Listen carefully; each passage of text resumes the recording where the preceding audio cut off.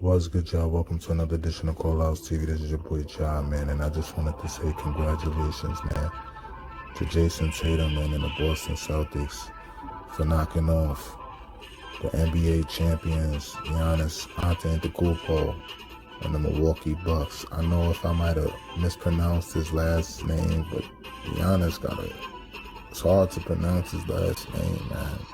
Giannis Antetokounmpo. Even analysts be getting his last name wrong, man. But, you know, I had said in my previous videos that I made between the Boston Celtics and the Milwaukee Bucks, I said that Jason Tatum, he already knocked off one legend, which is my favorite basketball player. He's second to Kobe, though. Kobe's my top favorite. I said if he knock off Giannis, the way Giannis has been playing, he's been putting up video game type numbers, triple doubles. Even in this last game 7, Giannis had like a 20. I think he almost had like a triple double. But I know he had over 20 points and about 20 plus rebounds. Dude is a monster. He just didn't have. You know who he didn't have. Like, come on, man. Like, let's not play stupid here, y'all. Y'all know he didn't have his 1-2 punch. He didn't have his Robin. You know what I'm saying? He's Batman. He didn't have his Robin, Chris Middleton. I feel like if Chris Middleton was there, things would have been different. Because with Chris Middleton, he's a better closer than Giannis.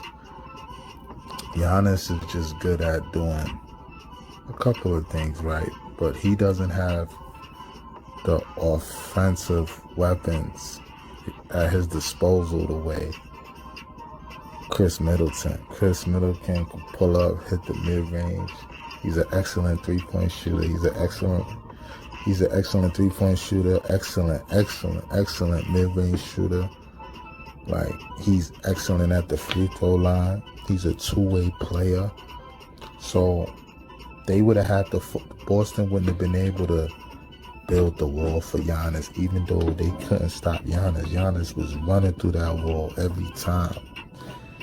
He even dunked on a couple of niggas. He dunked on like 3 Celtic players. Like, y'all know what time it is.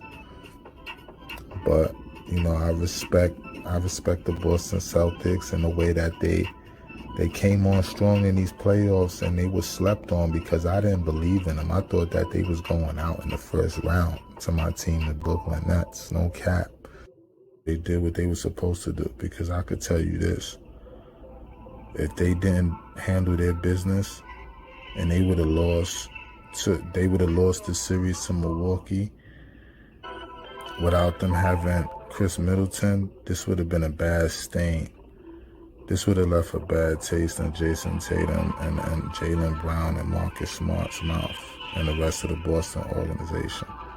They would have had to break up that team, because at one point in time, like last season, and even at the beginning of the season, like when the season started, Boston wasn't doing well, and people was questioning whether they should break up Jason Tatum and Jaylen Brown.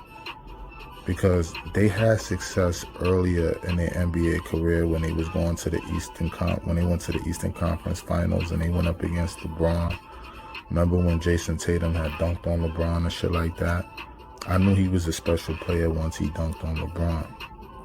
You know what I'm saying? But they kept coming up short. Like every year, it was high expectations for them. They kept coming up short. You know what I'm saying? So that's why people were questioning like whether the Celtics should break them up. But then once Brad Stevens went upstairs and let the black coach take over, I know the black coach name. That coach is Boston. Drop a comment in the comment section. But on some real shit though, like they started off at the beginning of the season, they was doing bad. I mean, I'm talking about Boston was getting spanked like every night or every other night. They was not going on a winning streak. They wasn't going on 5-game, 6-game winning streaks, none of that. Boston really started coming on strong towards like the end of the regular season, like the second half, like after the All-Star break. After the All-Star break, that's when they really start, you know what I mean, coming on strong, playing good defense, getting great contributions from their bench players, you know. Then they started playing good defense, started locking teams up, holding them under 100 points, like shit like that. In today's NBA, you know how hard it is to hold a team under 100 points, man? This is not the 90s and the early 2000s we talking about here. Like, teams now with the three-point ball more valuable than anything now, because analytics say that's a better shot. I'm sorry. Analytics is saying that it's a better shot than a two-pointer. They're trying to say that two-pointers is bad shots. But if you look at Chris Middleton's game and what's his name? Yeah, if you look at Chris Middleton's game and DeMar DeRozan's game, they play exactly the same way. It's just that DeMar DeRozan, he's more athletic than Chris Middleton. But if Chris Middleton had hops and shit like that, him and DeMar DeRozan will be equal because they're both excellent, like at the mid-range shit. But this shit, you know, Boston, they did their thing. You know, now we're gonna see if they could get to the finals. Alabayo or whatever the fuck his name is, he ain't dropping no 30s like that. He might have a game where he scored 20 or 25, but they not asking the Miami center to do that. They're asking him to grab rebounds and protect the rim, man. Make sure nobody don't come in their lane. Make sure Jason Tatum and, you know, and Jaylen Brown don't come and attack the rim, because you know that's what they looking to do. Jason Tatum, he's a slasher. Jaylen Brown is a slasher. They wing players. They gonna get to the rack, and you know that center there, man, for the Miami Heat, he's pretty tough at stopping dudes from getting to the rack. He played good defense, man. But this dude Kyle Lowry, man, he had pulled the hamstring in that first round, and he's been sitting out ever since. You know, congratulate y'all on y'all beat two legends. Y'all got two legends sitting home right this time of the year, and that's rare. Like, that's rare to see Kevin Durant out in the first round. You don't see shit like that. Not from KD, bro. First round, like. And then the way the Bucks was playing, I was like, oh. But eventually, them not having Chris Middleton, man, it showed, man. It showed they really needed him, man. It would have been more spacing on the floor for Giannis to do his thing. And with Middleton there, they can't build the wall for Giannis. Because Giannis is going to throw it back to fucking Middleton. Middleton's going to be wide open for the three. You can't leave Middleton open. You know, he's an excellent two-way slashing guard, man. Like I said, he gives it to you both ends of the floor. And what's this dude's name? Man? Drew Holiday, man. Drew Holiday he's a third option. That's why Milwaukee was so successful last year and they won the championship, is because Middleton was there. Middleton was healthy. Giannis, you know, Giannis is the number one option. The team is built around him. Then after him, Chris Middleton is Robin. And then you got Drew Holiday. That's what they signed Drew Holiday for, man. They got him up out of New Orleans. For that reason, they signed him. For him to play excellent, because Drew Holiday is an excellent two-way player, man. And during his Philly days, when he was battling up against D Rose when he was real young, like 2012 and all that, he couldn't stay healthy. He suffered a few devastating ACL injuries throughout his career, man. But these past couple of years, ever since he been taking care of himself and shit, he's been balling, man.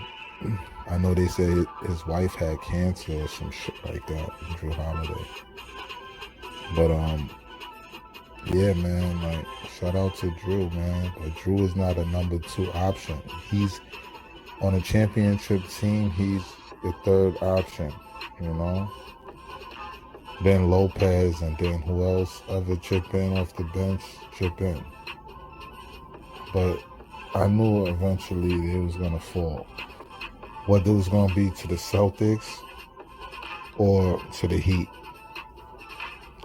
because the Heat and the Celtics, their players that they play in the small ball lineup, their centers are quick on their feet. Al Horford could guard some point guards in the league. He can't guard niggas like Kyrie, niggas that got crazy handles like John Morant, or you know what I mean, or no CP, or you know what I'm saying, like some of the great elite scorers, right? But I'm telling you, he could contain niggas and draw them into the traffic to the help defense, man. You know what I mean? The niggas is quick centers that's able to stay in front of you.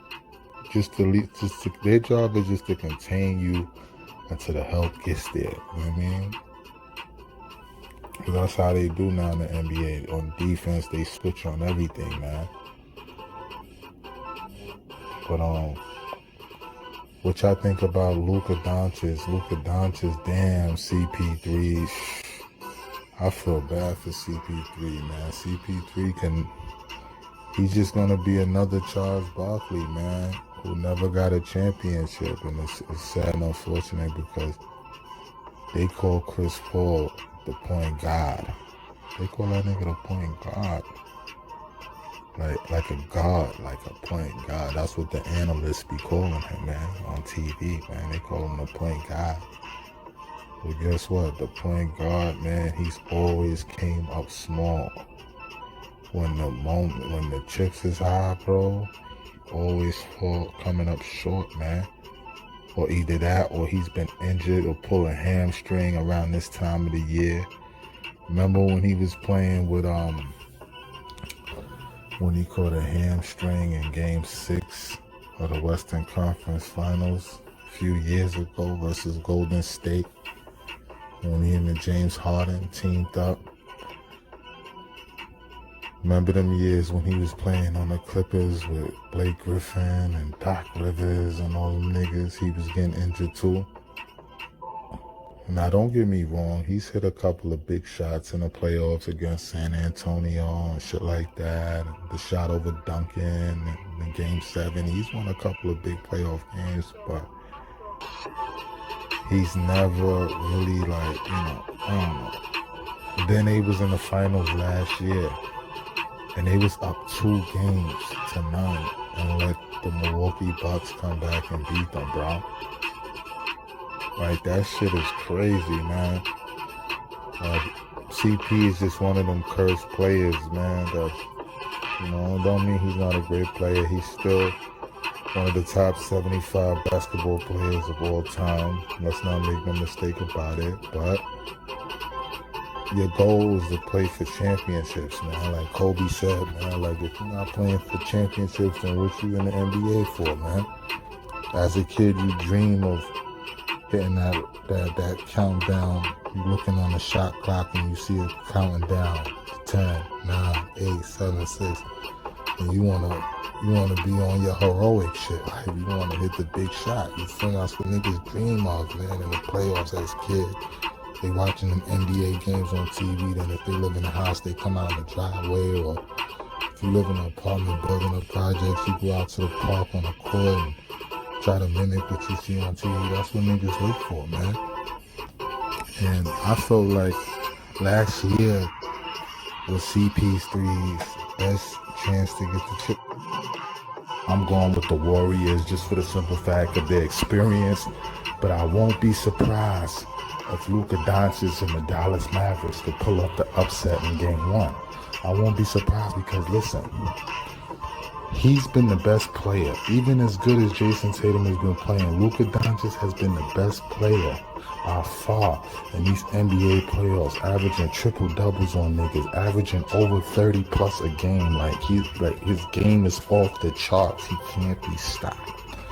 That's one of the main reasons why they call him the baby Larry Bird / baby Brown in the league, man, because not only is he a scorer, but he makes his teammates better.